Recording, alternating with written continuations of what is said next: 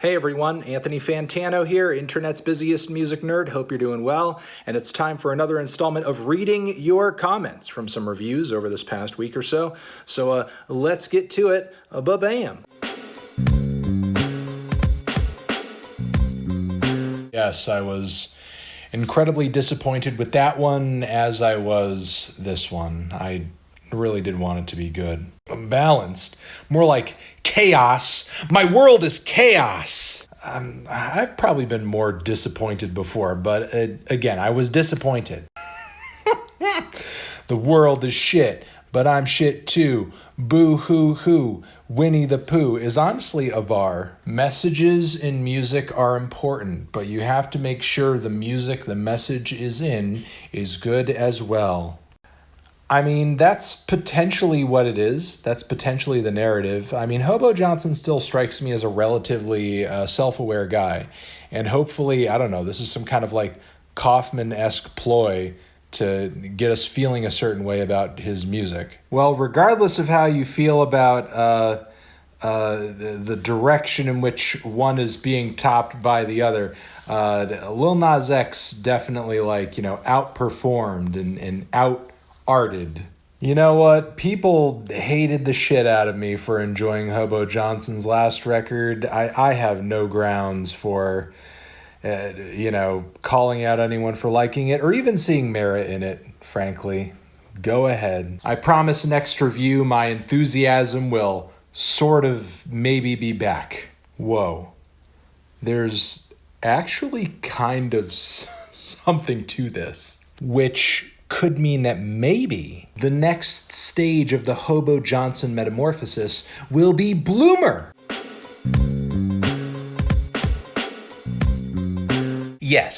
Yes, I did do that, and I will die by that opinion. I will go to jail for that opinion. You know, I had a feeling that some people would feel this way because this album, regardless of whether or not I like it, Isaac and Modest Mouse took a huge risk on this record, and I think for some people, it's going to sound too weird, messy, just like a complete flop, and for other people, it's going to be worth it. That risk, that chance that was taken is going to be worth it. Whoa, calm down, buddy. Calm down, buddy. I do not have the knives out for Yo Gabba Gabba. I love some Yo Gabba Gabba. No shade toward Yo Gabba Gabba.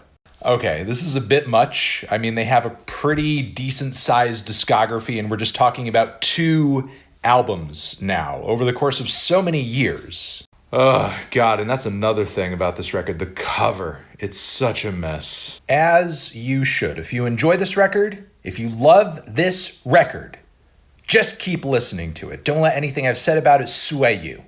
Well, I mean, I think they're one of the best bands in indie, one of my favorites of, 90s and 2000s.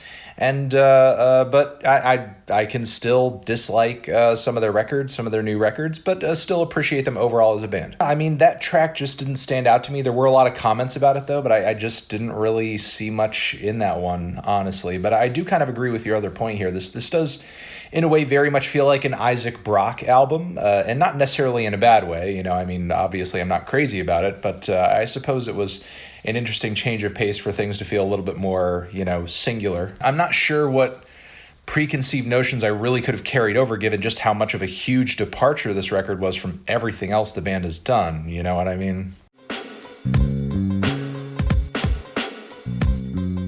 Oh, yes, I'm so excited that you guys can finally listen to 6 albums. I was honestly feeling pretty bad that there were only 5 that you could listen to, but now it's finally 6. I'm just so excited for you. I don't know if I would go this far, honestly. My fan base probably still doesn't really know what women are. I actually doubt that even the women in my audience know what women are. I don't think any of my viewers have any conception of femininity. It's just so alien to them. But, I love them just the same. And then you commented, and now we're here. Yes, maybe it will. And if it does, listen, when the spelling show dates come up, don't go to the show wearing a yellow flannel. Don't. That's corny. Don't do that.